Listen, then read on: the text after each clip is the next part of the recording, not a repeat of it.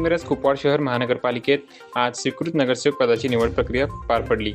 या निवडीत भारतीय जनता पक्षाचे 3 उमेदवार निवडून आले, तर मित्रपक्ष जनसुराज शक्ती पक्षाकडून डॉक्टर पंकज मेत्रे यांची स्वीकृत नगरसेवकपदी निवड करण्यात आली।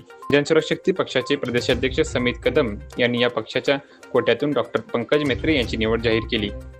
पक्षाला महापालिकेत एक जागा मिळाल्याबद्दल त्यांनी मुख्यमंत्री देवेंद्र फडणवीस, जिल्ह्याचे पालकमंत्री चंद्रकांत पाटील तसेच संबंधित आमदारांचे आभार मानले।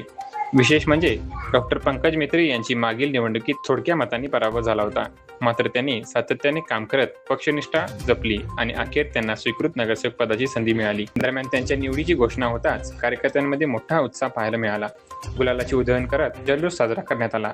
डॉक्टर मेत्रे यांना निवडीमुळे जनसुराज शक्ती पक्षाने महापालिकेत आपले खाते उघडले आहे। त्या ठिकाणी सांगली कुपवाड महापालिकेमध्ये जनसुराज्य शक्ती पक्षाचे शहर जिल्हा अध्यक्ष, पक्षातले माझे सहकारी डॉक्टर पंकज मेत्रे, डॉक्टर पंकज महादेव मेत्रे यांची स्वीकृत नगरसेवकपदी आज निवड झाली। मी मनापासून आभारी आहे।